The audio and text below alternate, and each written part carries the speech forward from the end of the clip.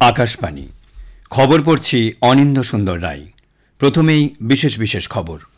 উপরাষ্ট্রপতি পদে নির্বাচনের জন্য আর কিছুক্ষণের মধ্যেই ভোটগ্রহণ শুরু হতে চলেছে। ভোটগ্রহণ শেষে আজই গণনা। বন্যা পরিস্থিতি খতিয়ে দেখতে প্রধানমন্ত্রী নরেন্দ্র মোদী আজ হিমাচল প্রদেশ ও পাঞ্জাব সফর করবেন। মরিশাসের প্রধানমন্ত্রী ড নবীন চন্দ্র রামগুলাম ৮ দিনের সফরে আজ ভারতে আসছেন।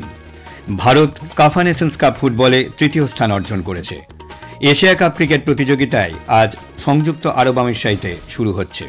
আসছি বিস্তারিত খবরে। উপরাষ্ট্রপতি পদে নির্বাচন আজ আর কিছুক্ষণের মধ্যেই ভোট নেওয়া হবে। ভোট গ্রহণ শুরু সকাল 10টায়, চলবে বিকেল 5টা পর্যন্ত। ভোট গ্রহণ শেষে আজই সন্ধ্যা 6টা থেকে হবে গণনা। এজন্য সম্পূর্ণ প্রস্তুতি সম্পূর্ণ। উল্লেখ্য, এনডিএ জোটের পক্ষ থেকে মহারাষ্ট্রের রাজ্যপাল সিপি রাধাকৃষ্ণনকে সর্বসম্মতভাবে প্রার্থী করা হয়েছে। অন্যদিকে বিরোধী ইন্ডিয়া জোটের প্রার্থী হিসেবে প্রতিদ্বন্দ্বিতা করছেন সুপ্রিম কোর্টের প্রাক্তন বিচারপতি বি সুদর্শন রেড্ডি।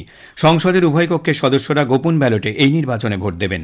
আনুপাতিক প্রতিনিধিত্বের ভিত্তিতে একটি ভোটের মাধ্যমে উপরাষ্ট্রপতি নির্বাচন হয়। প্রত্যেকটি প্রদত্ত ভোটের মূল্যই এক। ইলেকটোরাল কলেজের সদস্যরা তাদের পছন্দ অনুযায়ী ভোট দিতে পারেন। এজন্য তাদের কোনো দলীয় হুইপ মানা বাধ্যতামূলক নয়। উল্লেখ্য, লোকসভায় বর্তমান সদস্য সংখ্যা 542 এবং রাজ্যসভায় 239 জন সদস্য রয়েছেন। দুই মিলিয়ে 781 জন সদস্যের মধ্য থেকে উপরাষ্ট্রপতি নির্বাচনে জয়লাভের জন্য 391 জনের সমর্থন প্রয়োজন। নতুন সংসদ ভবনে এই প্রথম উপরাষ্ট্রপতি নির্বাচন হতে চলেছে।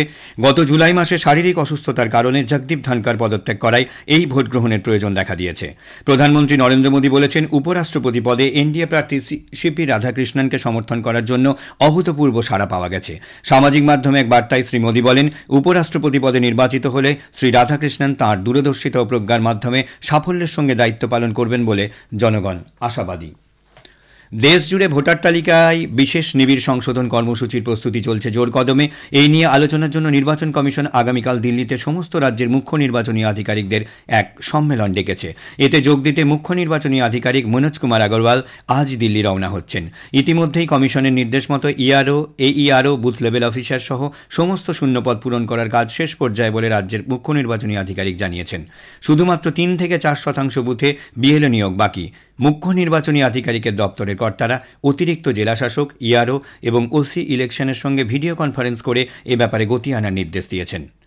এদিকে মালদা জেলায় 61 জন বিএলওকে নিয়োগে অনিয়ম নিয়ে বিজেপি অভিযোগ জানানোয় মুখ্য নির্বাচনী আধিকারিক মনোজ কুমার আগরওয়াল ওই জেলাশাসকের কাছ থেকে রিপোর্ট তলব করেছেন। বিজেপি নেতা শিশির কুমার বাজুরিয়া গতকাল মুখ্য নির্বাচনী আধিকারিকের সঙ্গে দেখা করে নথিপত্র সহ এই মর্মে অভিযোগ জানিয়েছেন। পাশাপাশি তিনি অভিযোগ করেন, কমিশন যাদের বিএলও হিসেবে নিয়োগ করা হচ্ছে তাদের 35 থেকে 40% অস্থায়ী কর্মী। পর্যাপ্ত স্থায়ী কর্মী নেই বলে কমিশন দাবি করলেও বিজেপি তা মানতে রাজি নয়। বুথ হিসেবে স্থায়ী সরকারি কর্মীদের তথ্য বিজেপি কমিশনের কাছে জমা দেবে বলে শিশিরবাবু জানান। বিহারে সংশোধিত ভোটার তালিকায় নাম অন্তর্ভুক্তির জন্য পরিচয়পত্র হিসেবে আধার কার্ডকে ব্যবহার করা যাবে বলে সুপ্রিম কোর্ট জানিয়েছে। এক নির্দেশিকায় পরিচয়পত্রের দ্বাদশ নথি হিসেবে আধার কার্ডকে বিবেচনা করার জন্য নির্বাচন কমিশনকে বলেছে সর্বোচ্চ আদালত। এর অর্থ, ভোটার তালিকায় নাম তোলার জন্য আধার কার্ডকে একক তথ্য প্রমাণ হিসেবে জমা দেওয়া যেতে পারে। প্রধানমন্ত্রী নরেন্দ্র মোদী আজ হিমাচল প্রদেশ ও পাঞ্জাব সফর করবেন। দুটি রাজ্যেই বন্যা পরিস্থিতি খতিয়ে দেখার পাশাপাশি ত্রাণ ও পুনর্বাসনের কাজ পর্যালোচনা করবেন তিনি। প্রথমেই শ্রী মোদী যাবেন হিমাচল প্রদেশের কাংড়া জেলার ধর্মশালায়। সেখানে উচ্চ পর্যায়ের এক বৈঠকে বন্যা পরিস্থিতি খতিয়ে দেখার পাশাপাশি দুর্গত মানুষজনের সঙ্গেও কথা বলবেন শ্রী মোদী। জাতীয় বিপর্যয় মোকাবিলা বাহিনী এনডিআরএফ, রাজ্য বিপর্যয় মোকাবিলা বাহিনী এসডিআরএফ এবং আপদা মিত্র দলের প্রতিনিধিদের সঙ্গেও কথা বলবেন তিনি। বন্যা ও ভূমিধসে ক্ষতিগ্রস্ত হিমাচল প্রদেশের বিভিন্ন এলাকা আকাশপথেও ঘুরে দেখবেন শ্রী মোদী। আকাশবাণীর সংবাদদাতা জানাচ্ছেন, প্রধানমন্ত্রী হিমাচল সফরের প্রেক্ষিতে ধর্মশালা ও সংলগ্ন এলাকায় নিরাপত্তা জোরদার করা হয়েছে।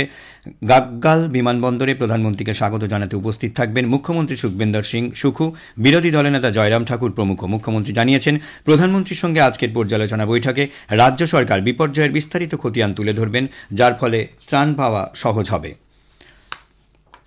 উত্তরপ্রদেশের প্রয়াগরাজ, আগ্রা এবং মথুরার মতো জেলাগুলিতে বন্যা পরিস্থিতি এখনও ভয়াবহ। যমুনার জলে মথুরা সবচেয়ে বেশি ক্ষতিগ্রস্ত হয়েছে। সেখানে একাধিক এলাকা জলমগ্ন। জেলা প্রশাসনের নির্দেশে স্কুল ও কলেজ বন্ধ হয়ে রয়েছে। মথুরায় কমপক্ষে 5000 মানুষ ত্রাণ শিবিরে রয়েছেন। বিখ্যাত বাঁকে বিহারী মন্দিরের রাস্তা সম্পূর্ণ জলে ডুবে গেছে। আগ্রাতেও যমুনার জল তাজমহল প্রাঙ্গণে প্রবেশ করেছে এবং একাধিক নিচু এলাকা প্লাবিত। প্রধানমন্ত্রী নরেন্দ্র মোদী পরবর্তী প্রজন্মের জিএসটি সংস্কার এবং online gaming promotion and regulation act 2025 সহ বিভিন্ন গুরুত্বপূর্ণ আইনের সুবিধা সম্পর্কে জনগণকে সচেতন করার জন্য এনডিএ সাংসদদের অনুরোধ করেছেন। তিনি আজ দুদিনের বিজেপি এবং এনডিএ সাংসদদের কর্মশালার সমাপ্তি অধিবেশনে ভাষণ দিচ্ছিলেন। জিএসটি কাউন্সিলের 56তম বৈঠকের পর পণ্য পরিষেবা ও কর কাঠামোয় বড় পরিবর্তনের ঘোষণা করা হয়েছে।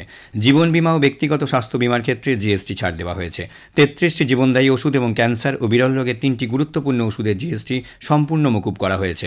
Dhanvantari Medicare and research centre private লিমিটেডের ম্যানেজিং ডিরেক্টর রাজেন্দ্র খান্ডেলওয়াল এই জন্য প্রধানমন্ত্রী নরেন্দ্র মোদী ও কেন্দ্রীয় অর্থমন্ত্রীকে ধন্যবাদ জানিয়ে বলেন, এর ফলে সাধারণ মানুষ ভীষণভাবে উপকৃত হবেন।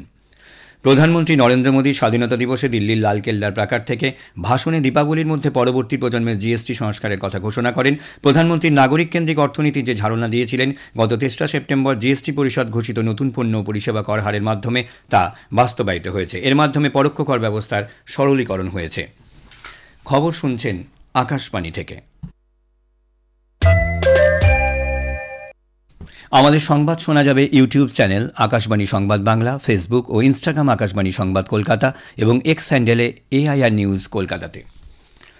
মরিশাসের প্রধানমন্ত্রী ডক্টর নবীন চন্দ্র রামগুলাম এবং তাঁর স্ত্রী ভীনা রামগুলাম 8 দিনের সফরে আজ ভারতে আসছেন।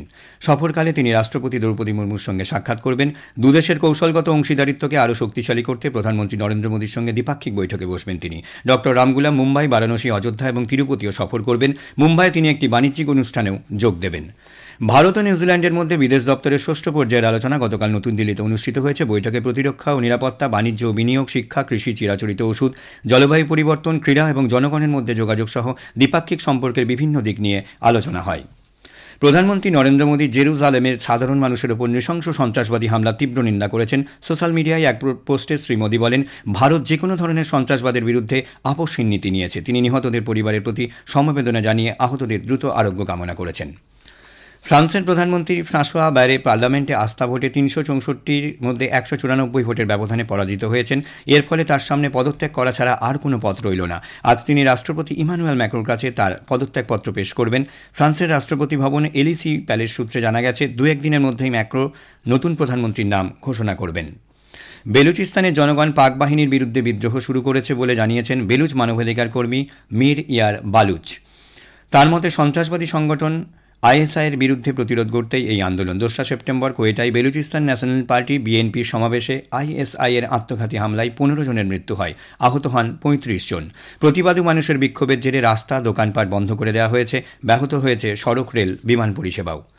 রাশিয়ার সেনাবাহিনী ইউক্রেনের কিভ অঞ্চলে একটি তাপবিদ্যুৎ কেন্দ্রে আঘাত হানায় সেই অঞ্চলে ব্ল্যাকআউট হয়েছে ও কেন্দ্র থেকে প্রচুর গ্যাস বেরোচ্ছে।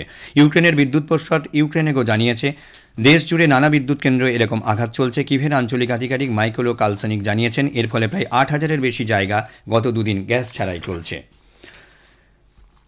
কাশ্মীরের কুলগাঁও সন্ত্রাসবাদ বিরোধী অভিযানে 2 সেনা জওয়ান নিহত হয়েছেন। নিরাপত্তা বাহিনীর সঙ্গে সংঘর্ষে মৃত্যু হয়েছে 2 জঙ্গির। কুলগাঁওয়ের গুদার বনাঞ্চলে জঙ্গিদের লুকিয়ে থাকার খবর পেয়ে নিরাপত্তা বাহিনীর যৌথ দল গতকাল তল্লাশি শুরু করে। এরপরই দুপক্ষের গুলির লড়াই শুরু হয়। অভিযানে এক জুনিয়র কমিশনড অফিসার সহ 3 সেনা জওয়ান নিহত হন।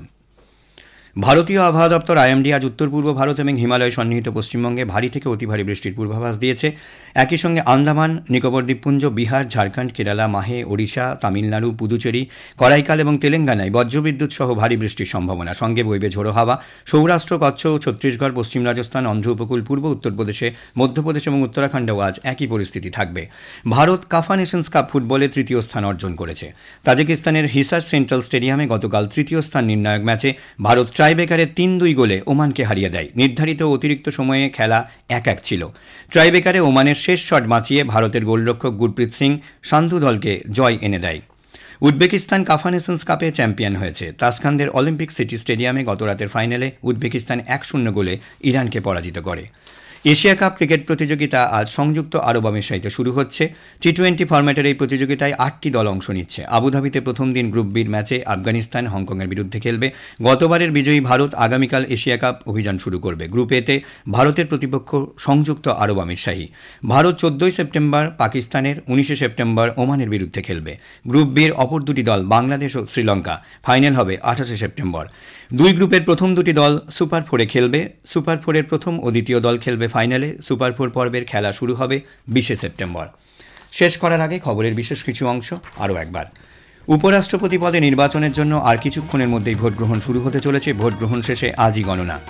বন্যা পরিস্থিতি খতিয়ে দেখতে প্রধানমন্ত্রী নরেন্দ্র মোদী আজ হিমাচল প্রদেশ ও পাঞ্জাব সফরে করবেন। মরিশাসের প্রধানমন্ত্রী ডক্টর নবীন চন্দ্র রামগুলাম 8 দিনের সফরে আজ ভারতে আসছেন। ভারত কাফা নেশনস কাপ ফুটবলে তৃতীয় স্থান অর্জন করেছে। খবর এখানেই শেষ হলো। পরবর্তী সংবাদ সকাল 10টা বেজে 10 মিনিটে।